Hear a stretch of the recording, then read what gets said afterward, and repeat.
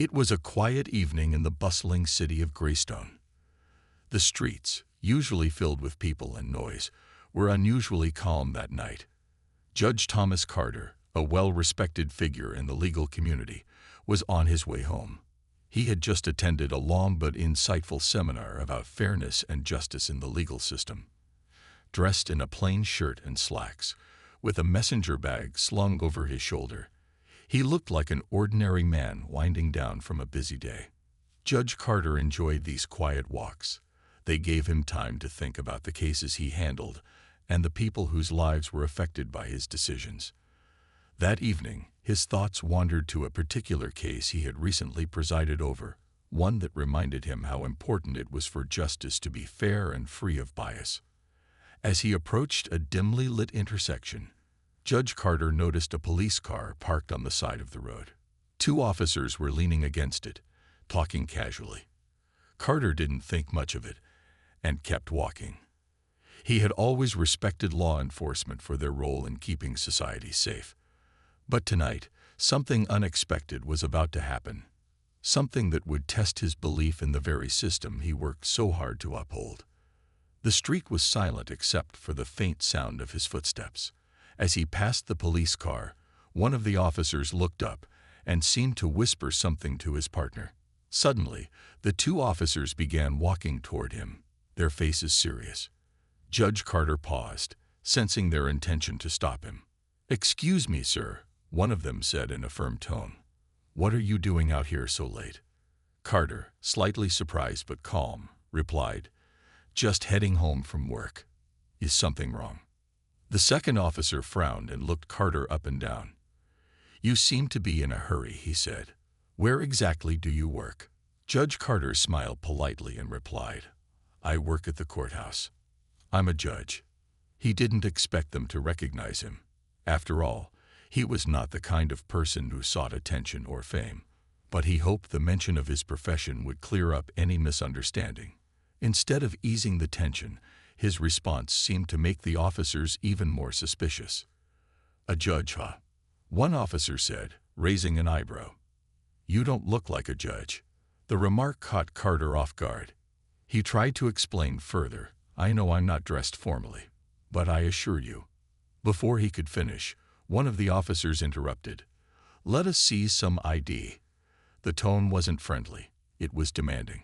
Carter, still calm, nodded and reached into his bag to get his identification. He had nothing to hide and wanted to avoid any unnecessary trouble. But as he searched his bag, the first officer suddenly stepped closer. "Hands where I can see them," he barked, startling Carter.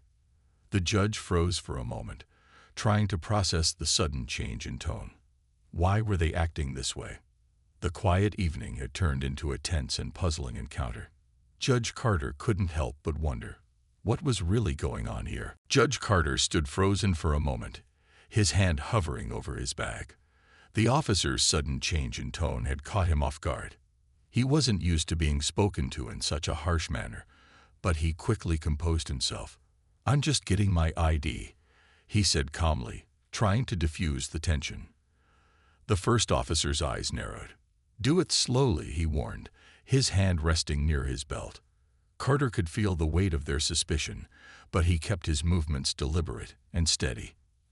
After a moment, he pulled out his identification card and held it out. "Here it is," Carter said, maintaining a polite tone. The second officer snatched the card, glancing at it briefly. Instead of softening, his expression remained stern. "This says you're a judge," he muttered, as though he didn't believe it. "I am," Carter replied, his voice firm but respectful.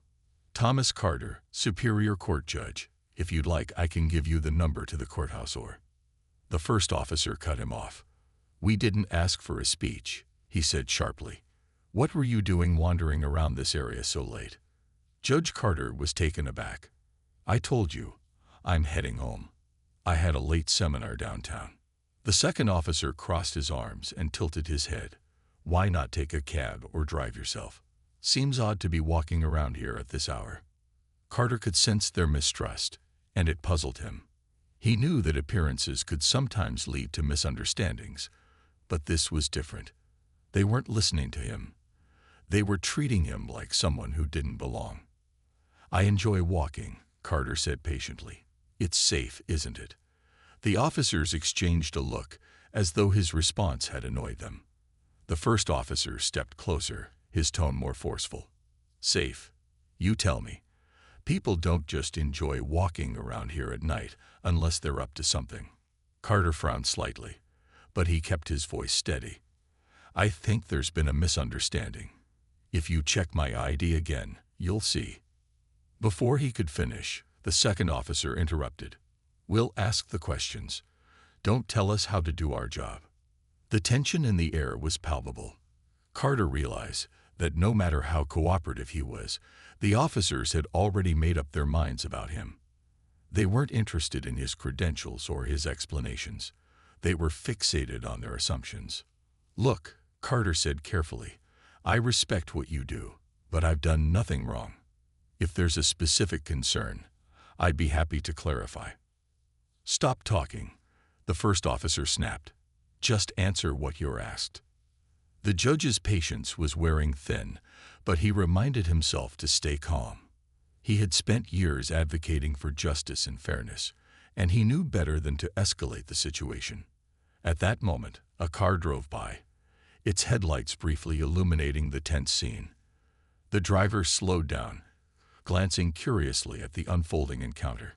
Carter wondered if anyone else might step in to witness what was happening. "I'm asking you one last time," the first officer said, his voice low but stern. "What are you really doing out here?"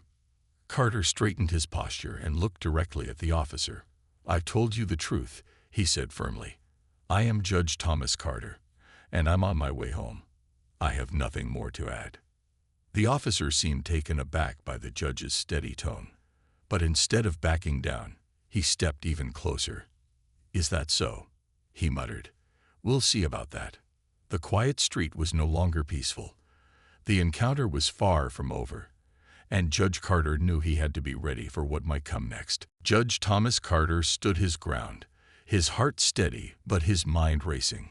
He had dealt with countless intense situations in his courtroom, but this was different. He was no longer the respected figure behind a bench. He was just another man on the street being treated unfairly. The first officer, still holding Carter's ID, waved it dismissively. "This doesn't prove anything," he said. "For all we know, this could be fake." Carter couldn't believe what he was hearing. "If you doubt its authenticity, you can verify it with the courthouse," he suggested calmly. The second officer crossed his arms and stepped closer, invading Carter's personal space. "How about you stop telling us how to do our job?" he said, his voice sharp. Carter sighed inwardly, but maintained his composure. "I'm not trying to tell you how to do your job. I'm simply cooperating and offering a way to clear up this misunderstanding." The first officer suddenly reached out and grabbed Carter's arm. "We don't need advice from you," he said firmly. "Let's search his bag. He might be carrying something he shouldn't." Without waiting for permission, the officer tried to pull the bag off Carter's shoulder. "Excuse me," Carter said, stepping back. "That's my personal property. Do you have a warrant?" The second officer smirked. "Warrant? This isn't court, Judge. Out here, we don't need a lecture on the law." Carter's patience was wearing thin, but he knew he had to remain calm. "You're right. This isn't court, but the law applies everywhere, and I haven't given you any reason to search my belongings." The first officer tightened his grip on Carter's arm. "Why are you resisting?" he demanded. "I'm not resisting," Carter said firmly. "I'm asking for my rights to be respected." At that moment, a few more cars passed by, and a couple of pedestrians paused at a distance, curious about the commotion. The officers noticed the onlookers, their expressions flickering with unease for a brief second. The second officer leaned in and said quietly but firmly, "If you don't cooperate, we'll have no choice but to detain you." Carter took a deep breath, his mind racing. He knew his rights. He also knew that escalating the situation would only make things worse. Still, he felt the need to stand firm. "I'm not refusing to cooperate," he said, but you need to treat me with the same respect you'd expect if you were in my position." The officers exchanged a glance, their frustration evident. The first officer, clearly trying to assert his authority, took a step back and said, "Fine. You want respect? Then prove you have nothing to hide." The tension was almost unbearable. The onlookers were murmuring now, and a few had even pulled out their phones, recording the interaction. Carter noticed this and felt a small spark of relief. At least someone was documenting what was happening. Finally, Carter said, "Look, I've explained who I am. I've offered to verify my identity. If you insist on continuing this, I'll have to report your actions." The second officer's face hardened. "Oh, is that a threat?" "It's a fact," Carter replied calmly. The first officer looked around at the growing attention from the passersby and seemed to hesitate. But instead of de-escalating, he said, "Let's take this somewhere private." Carter knew this was far from over. As they gestured for him to follow, he glanced at the onlookers one last time, silently hoping that someone would ensure the truth of this encounter was brought to light. Judge Thomas Carter followed the officers reluctantly, his heart heavy with concern. They led him a short distance away to a quieter part of the street. The onlookers didn't follow, but a few continued recording from afar, their phones pointed discreetly in his direction. The first officer stopped and turned to Carter.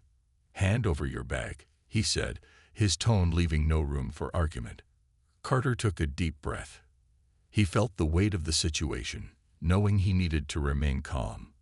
"I've already told you who I am," he said.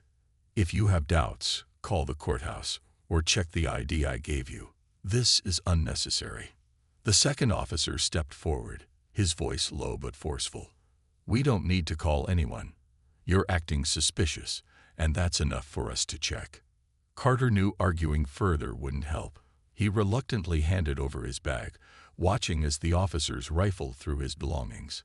Inside, they found nothing but legal documents, a book on constitutional law, and a few personal items. The officers exchanged a glance, their suspicion momentarily faltering. The first officer pulled out a folder containing court papers and scanned them quickly. His eyes widened as he read the header. "Honorable Judge Thomas Carter, Superior Court." "Wait," he muttered, looking up at Carter. This is real." "Yes," Carter said, his voice steady. "I told you from the start. I am a judge, and now that you've seen the proof, I hope you realize the mistake you've made." The second officer leaned over to look at the papers. His confident demeanor wavered as he processed the evidence. "Why didn't you say so earlier?" he asked, his tone defensive but softer. Carter frowned slightly. "I did. Multiple times. You chose not to believe me." The first officer looked visibly uncomfortable. He handed the folder back to Carter and said, "All right, you can go. This was just a misunderstanding." Carter shook his head, his calm exterior hiding the frustration bubbling beneath. "A misunderstanding," he echoed. "You detained me without cause, ignored my identification, and treated me like a criminal. That's not a misunderstanding. It's misconduct." The second officer's face reddened. "Look, we were just doing our job. You seemed out of place, and we had to be sure." "Out of place," Carter repeated, his voice firm. "I was walking home. That's not a crime. Your actions tonight go against everything I stand for as a judge: fairness, respect, and justice." The first officer glanced nervously at the people still recording from a distance. He seemed to realize the gravity of the situation. "We didn't mean any harm," he said quickly. "Let's just put this behind us." Carter straightened his posture and met the officer's gaze. "You may want to forget this, but I won't. What happened here tonight isn't just about me. It's about how you approach your duties and the people you serve. This needs to change." The silence that followed was heavy. The officers didn't respond, their discomfort clear. Carter turned and began walking away, his steps steady and purposeful. As he passed the onlookers, a few gave him nods of encouragement, and someone whispered, "Good for him." He knew the encounter was far from over, not for him, and not for the officers who had acted so recklessly. This wasn't just an incident. It was a call to action, and Carter intended to make sure it was answered. The following morning, Judge Thomas Carter woke up to a world that had changed overnight. As he sat at the breakfast table, his phone buzzed constantly with messages and missed calls. The events of the previous night had quickly made headlines. What had started as a quiet walk home had turned into a full-blown story of police misconduct, and the city was buzzing with discussion. Carter glanced at the news on his phone. His face appeared on the screen in a story titled, "Judge Attacked by Police in Unprovoked Incident." The headline caught his breath for a moment. It was hard to believe that something as simple as a misunderstanding had escalated so quickly. The footage of the encounter had spread like wildfire on social media. Several people had recorded the moment when the officers questioned him, and the video quickly gained millions of views. People from all walks of life were reacting, sharing their opinions, and debating who was in the wrong. Some supported the officers, arguing that they were only doing their job and following procedure, while others sided with Carter, criticizing the officers for treating a respected judge with such disrespect. The messages that Carter received were a mix of support and concern. His colleagues from the courthouse sent him texts, asking if he was okay and offering their sympathy. Some of his friends expressed anger on his behalf, encouraging him to take action. But it was one message in particular that stood out. It was from his old law school professor, a mentor who had always been a guiding voice in his life. The message read, "The truth is on your side, Thomas. But this isn't just about you. It's about the system that let this happen. You've always fought for justice. This might be your time to make real change." Carter took a deep breath, staring at the screen for a long moment. His professor's words weighed heavily on him. As a judge, he had always tried to remain impartial, to base his decisions on the law and nothing else. But now he realized that this moment was bigger than any courtroom case he had ever presided over. It was about accountability. It was about holding people, especially those in positions of power, responsible for their actions. And for the first time in his career, Carter felt a strong urge to step out from behind the bench and use his voice for something more than just legal rulings. Later that day, Carter received a phone call from the police department. They were offering a public apology for the incident, admitting that the officers had overstepped their bounds. The apology felt hollow, but Carter knew it was a start. He had hoped the department would acknowledge their mistake, but he knew that the apology was not enough. "I appreciate your words," Carter said calmly to the officer on the other end of the line. "But words are not enough. There needs to be action. These officers cannot be allowed to go without consequences for what they did." The officer hesitated. "We're conducting an internal review," he said, "but it will take some time." "I understand that," Carter replied, his voice firm. "But time is not something that can undo what happened here. The public deserves more than just words. They deserve justice." As he hung up the phone, Carter felt a sense of resolve. He knew that the road ahead would be difficult, and that pushing for justice in this case wouldn't be easy. But it was a fight he was willing to take on. The incident had shaken him, but it also fueled something inside him. Carter wasn't just going to let this moment slip away. He was going to make sure that the truth was heard, and that those responsible were held accountable. By the time Judge Thomas Carter arrived at work the next morning, the media storm had already begun. The courthouse was filled with news reporters, camera crews, and journalists, all eager to get his side of the story. Carter hadn't expected it to blow up so quickly, but the story had captured the public's attention in a way he couldn't have anticipated. As he entered the courthouse, he was greeted by his fellow judges and court staff, some of whom offered their support, while others seemed uncertain about how to handle the situation. Carter had always prided himself on being a professional, on keeping his personal life separate from his career, but now everything was different. The events of the previous night had thrust him into the public eye. The first interview came unexpectedly. A reporter from a local news station approached him with a microphone, her camera crew in tow. "Judge Carter," she began, "can you tell us about what happened last night? We've all seen the video, and the public is eager to know your side. Carter took a deep breath. He wasn't used to being the center of attention, but he knew that this moment was important. He needed to speak up, not just for himself, but for the thousands of people who faced similar treatment every day. "It's simple," he said, his voice calm but firm. "I was walking home from a seminar when I was stopped by two police officers. What followed was a series of mistakes and misunderstandings that should never have happened. I was treated unfairly, and that's something I won't stand for." The reporter nodded, but her next question was pointed. "Do you believe the officers acted out of racial bias, or were they simply being overly cautious?" Carter paused for a moment, choosing his words carefully. "I don't know the officers personally, and I can't speak to their motivations. But what I can say is that the way I was treated that night was wrong, regardless of the reasons behind it. Everyone, no matter their background or profession, deserves to be treated with respect." The camera crew kept rolling as Carter spoke, and soon his words were broadcast across news channels, social media platforms, and newspapers. The public's reaction was swift. People began to share their thoughts, their anger, and their own personal stories of similar encounters with law enforcement.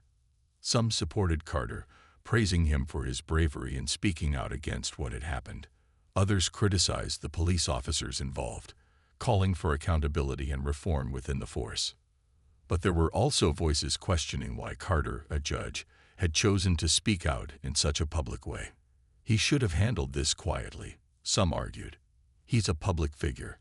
His position should be above such things. Carter read these comments with a mix of frustration and resolve. He knew that this wasn't just about him. The story wasn't about a judge being mistreated.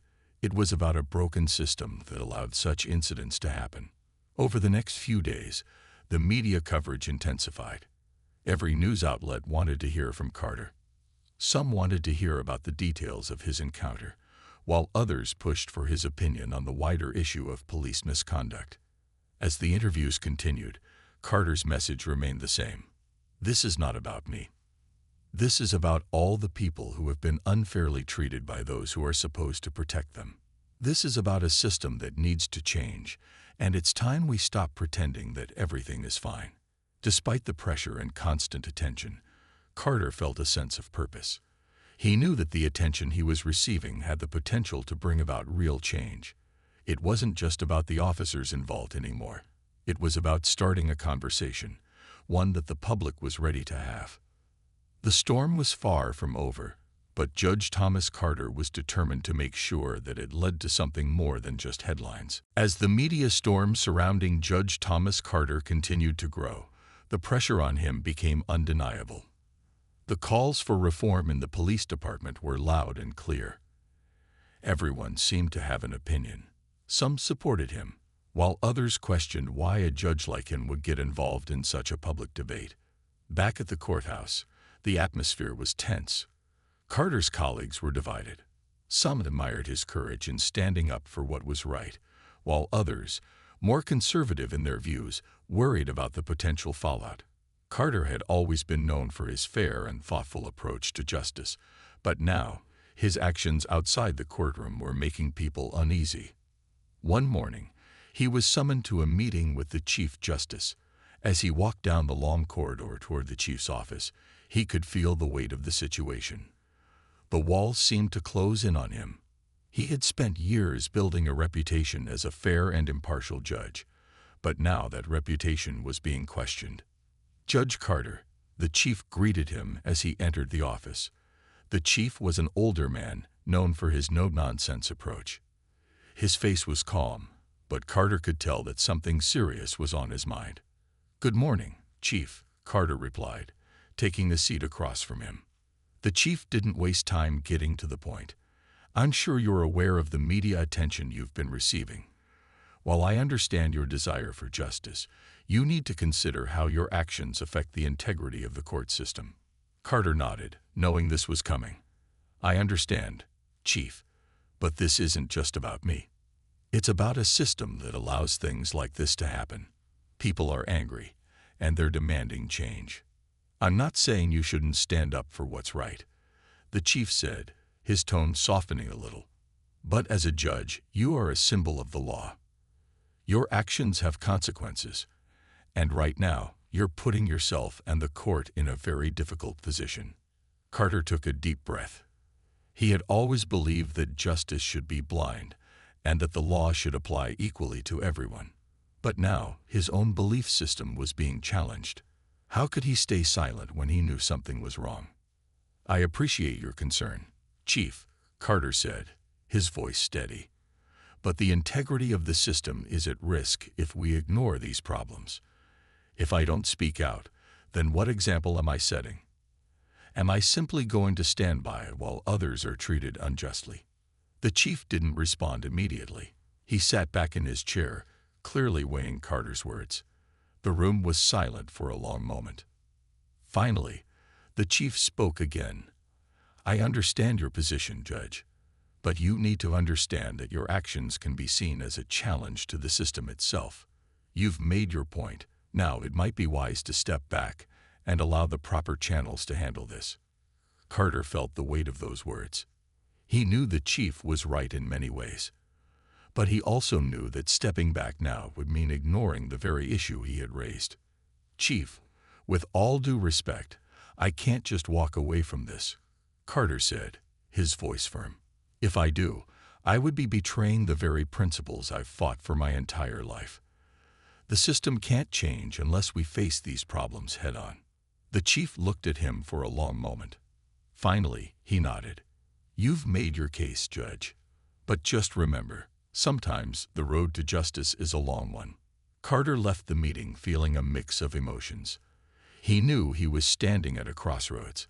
His actions would continue to ripple through the legal system, and the public's expectations of him were only going to grow. The pressure was intense, but Carter had made up his mind.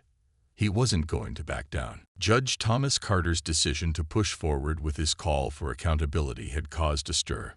The media kept buzzing with questions, and the public was paying close attention. His every move was scrutinized, and many wondered how the police department would respond. For Carter, this was no longer just about an unfair encounter on a quiet street. It had become a fight for justice that extended far beyond his own case. Weeks after the incident, the internal investigation into the officers began. Carter had hoped for a swift response, but he knew these things took time. Yet every passing day only strengthened his resolve. The more he thought about what had happened, the more certain he became that real change couldn't happen without a proper reckoning. One morning, he received a letter from the police department. They had scheduled a formal hearing to discuss the findings of the internal review. The officers involved had been placed on administrative leave while the investigation continued, but Carter wasn't satisfied with that. He believed that the public had a right to know what was happening, and that the process needed to be transparent. On the day of the hearing, Carter arrived early. The courtroom, usually a place where justice was served quietly and respectfully, was now buzzing with energy. News reporters filled the benches, their cameras ready. Supporters of Carter's stand on police accountability sat in the back, some of them holding signs that read, "Justice for all," and "Hold police accountable." The officers involved in the incident sat across the room, their faces grim. They knew this hearing was more than just a formality. It was their chance to explain their actions or face the consequences. The hearing began, and the room went silent as the head of the investigation stepped forward. He presented the findings, explaining that the officers had acted outside their normal procedures. There was no immediate threat from Carter when they stopped him, and their treatment of him was inconsistent with standard police conduct. The department acknowledged that the officers had made significant mistakes and would face disciplinary action. Carter listened carefully, his eyes never leaving the officers. They had tried to justify their actions to him on the night of the incident, but now it was clear to everyone that their conduct had been unjust. After the investigation's summary, it was Carter's turn to speak. He stood up, his voice steady but filled with conviction. "This isn't just about these officers," Carter began. "This is about a system that allows officers to act without accountability. It's about a pattern of behavior that needs to change. And it's about the people who are afraid to speak out because they believe they won't be heard. He paused, looking around the courtroom.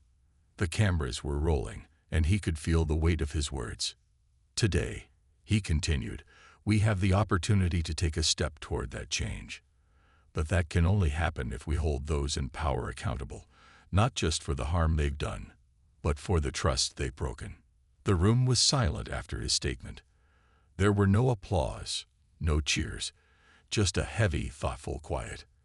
The investigation had shown that the officers had been wrong, but Carter knew that this was just the beginning. Real change would take time, and the conversation would have to continue.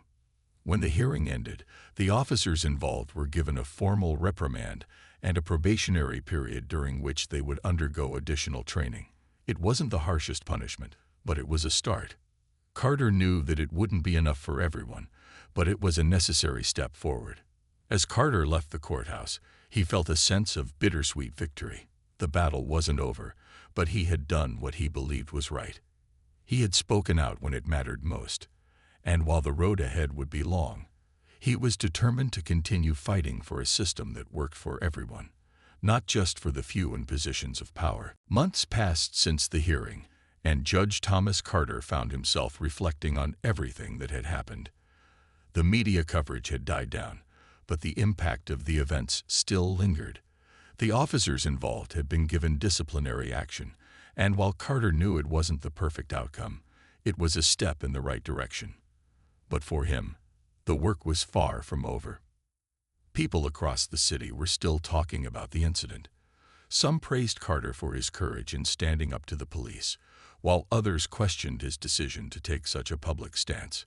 But one thing was clear: the conversation about police accountability had been started, and it wasn't going away anytime soon. Carter began to receive letters and messages from people who had experienced similar mistreatment. Many of them were just everyday citizens, like him, who had felt the sting of unfair treatment from law enforcement. Some were afraid to speak out, while others had tried and been ignored. But now, because of what had happened to him, they felt empowered to share their stories. One day, as Carter sat in his office, reading through some of the letters, his assistant knocked and entered with a thick envelope. "Judge, you've received an invitation to speak at a national conference on police reform," she said. Carter looked up, surprised. He had never been one to seek out the spotlight, but this invitation was different. It was an opportunity to take everything that had happened and turn it into something more, a chance to advocate for change on a much larger scale. Over the next few weeks, Carter carefully prepared his speech. He spoke about his personal experience, but more importantly, he spoke about the need for systemic change. He talked about the importance of accountability, fairness, and transparency in law enforcement. And he shared the voices of the people who had reached out to him, those who had been silent for too long. The day of the conference, Carter stood before a large audience of lawmakers, activists, and community leaders. His heart raced, but he felt a sense of purpose that he had never experienced before. As he spoke, he could see the impact his words were having. People were listening, really listening. And for the first time in a long time, Carter felt hopeful that change was possible. "I stand here today," Carter said in his speech, "not as a judge, but as a citizen who believes in the power of justice, a justice that doesn't just live in a courtroom, but in every street, every neighborhood, and in every heart. It's time we come together and build a system where everyone can trust that they will be treated with respect and dignity, no matter who they are or where they come from." When he finished, there was a moment of silence. Then the room erupted in applause. Carter stood there, overwhelmed but proud. He knew that this was only the beginning, but it was a powerful start. Over the next few months, Carter became an advocate for police reform, speaking at conferences, joining discussions, and using his position to encourage change. His legacy was no longer just about the cases he had ruled on. It was about the difference he was making in the world outside the courtroom. While the road to change was long and filled with challenges, Carter remained determined. He knew that one person, speaking up for what was right, could make a difference. And as he looked back on everything that had happened, he was more certain than ever that the fight for justice wasn't just a job. It was a lifelong mission. The legacy of Judge Thomas Carter would live on, not only in the legal rulings he had made, but in the hearts of all those who believed that fairness, equality, and accountability were worth fighting for.